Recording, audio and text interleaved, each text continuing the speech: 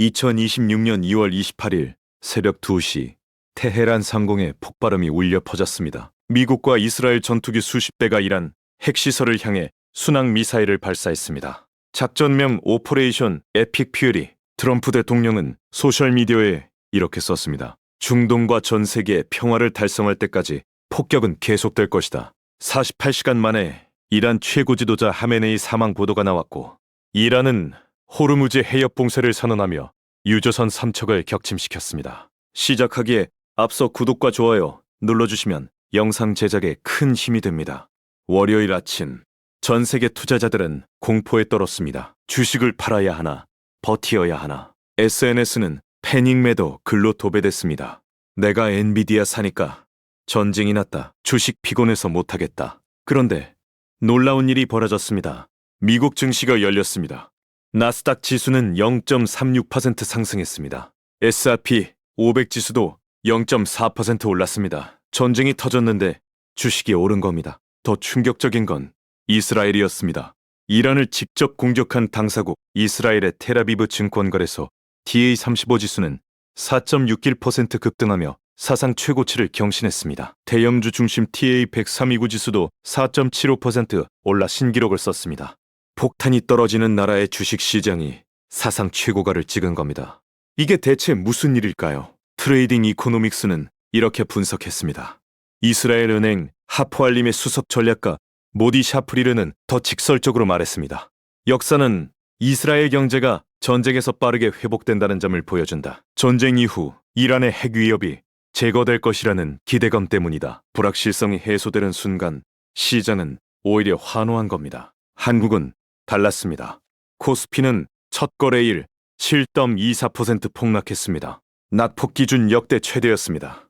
422포인트가 증발했습니다. 삼성전자, SK하이닉스 같은 반도체주는 곤두박질 쳤고, 대한항공, 제주항공 같은 항공주는 10% 넘게 빠졌습니다. 개인 투자자들은 절규했습니다. 내가 사니까 전쟁이 났다. 유럽 증시 들어가면 3차 대전도 날 것 같다. 그런데 이상한 종목들이 있었습니다. 릭넥스원은 29.86% 폭등했습니다. 한화시스템 29.93%, 한화에어로스페이스 19.83%, S51 28.4%, 방산주와 정유주가 불타올랐습니다. 어떤 투자자는 이렇게 썼습니다. 주식 참 쉽다. 이번 달은 반도체 다 팔고 방산이랑 정유주만 담으면 되겠다. 극과 극이었습니다. 울고 있는 사람과 웃고 있는 사람이 같은 시장에 공존했습니다. 그런데 여기서 질문이 생깁니다. 이게 처음 있는 일일까요? 아닙니다. 역사는 이미 답을 알고 있었습니다. 1991년 1월 17일 걸프전이 시작됐습니다. 미국 주도 다국 적군이 이라크를 공격했습니다. 그 전에 8월 이라크가 쿠웨이트를 침공했을 때 S&P 500 지수는 1.19% 하락했습니다. 이후 몇 달간 조정을 받았습니다. 그런데 전쟁이 본격적으로 시작된 1월 17일 다우존스 지수는 4.5% 이상 급등했습니다. 시장은 불확실성의 종료로 받아들인 겁니다. 1년 뒤 S&P 500은 침공 당일 대비 13.66% 상승했습니다. 충격을 완전히 극복한 겁니다. 2010년 11월 23일 북한이 연평도를 포격했습니다. 다음날 코스피는 장 시작과 동시에 2.3% 급락했습니다. 그런데 매수세가 강하게 유입되면서 장마감 때는 0.25% 하락에 그쳤습니다. 하루 만에 낙폭 대부분을 회복한 겁니다. 투자자들이 저점 매수 기회로 본 겁니다. 2022년 2월 24일 러시아가 우크라이나를 침공했습니다. 코스피는 2.60% 폭락했습니다. 코스닥은 3.32%에 빠졌습니다. 그런데 바로 다음 날 미국 나스닥이 3.3% 급등했고 코스피도 1% 넘게 올라 2688억 선을 단숨에 회복했습니다. 공포는 하루였습니다. 골드만삭스가 1980년 이후 16차례 주요 지정학적 위기를 분석했습니다. 결과는 놀라웠습니다. S&P 500 지수는 사건 발생 일주일 후 평균 0.3% 하락했습니다. 그런데 1개월 후 0.8% 상승, 3개월 후 3.1% 상승, 6개월 후 5.5% 상승, 1년 후 평균 수익률은 10.5%였습니다. 지정학적 충격은 시장의 구조적 하락 요인이 아니라 일시적 조정 요인에 멋물렀습니다. 단 하나의 예외가 있었습니다. 1973년 올키프루 전쟁입니다. S&P 500은 1년 동안 44% 폭락했습니다. 이건 전쟁 때문이 아니었습니다. 아랍 산유국들이 원유 공급을 차단했기 때문입니다. 에너지 무기화가 세계 경제를 스태그플레이션의 늪으로 밀어넣었습니다. 그래서 지금 시장이 진짜 두려워하는 건 전쟁 그 자체가 아닙니다. 호르무즈 해협입니다. 호르무즈 해협은 세계 원유의 20%가 지나가는 통로입니다. 이란이 여기를 봉쇄하면 유가가 폭등합니다. JP모건은 유가가 배럴당 70달러에서 120달러에서 130달러로 치솟을 수 있다고 경고했습니다. 유가가 오르면 물가가 오릅니다. 물가가 오르면 미국 연준이 금리를 내릴 수 없습니다. 금리 인하가 지연되면 글로벌 증시가 충격을 받습니다. 한국 같은 에너지 수입 국가는 특히 치명적입니다. 한국은 원유의 70.7%를 중동에서 수입합니다. 그 중동산 원유의 95%가 호르무즈 해협을 통과합니다. 유가가 배럴당 120달러를 넘으면 무역수지 적자가 커집니다. 그래서 한국 증시가 미국보다 더 크게 빠진 겁니다. 그런데 여기서 중요한 포인트가 있습니다. 시장은 전쟁 자체보다 유가가 폭등할까라는 질문에 더 민감하게 반응한다는 겁니다. 실제로 이번 공습 이후 국제 유가는 배럴당 80달러를 돌파했습니다. 그런데 100달러를 넘지는 않았습니다. 호르무즈 해협이 완전히 봉쇄되지 않았기 때문입니다.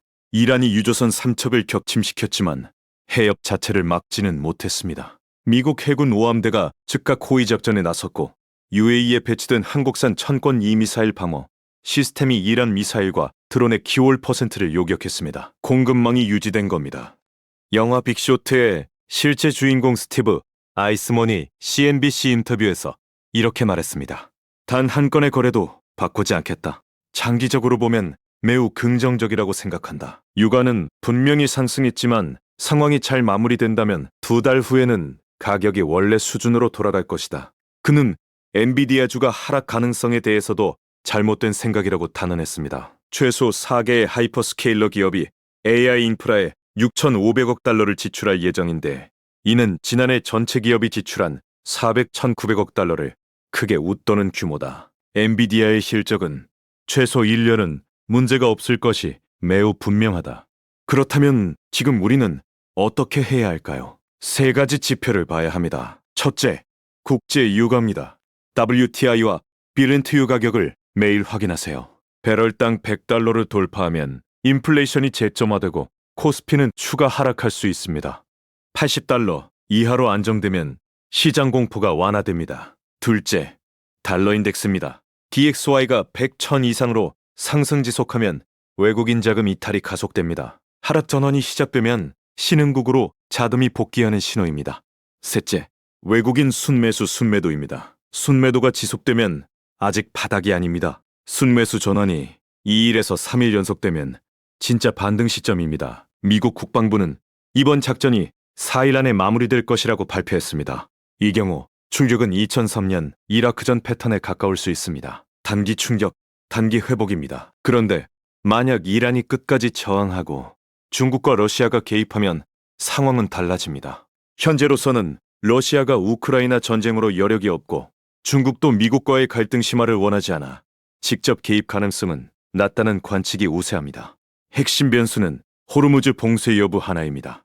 실질적 봉쇄가 현실화되느냐 아니냐가 단기 반등이냐 장기 침체냐를 가르는 기준입니다. 역사는 반복됩니다. 전쟁이 터질 때마다 증시는 흔들렸지만 대부분 1년 안에 회복됐습니다.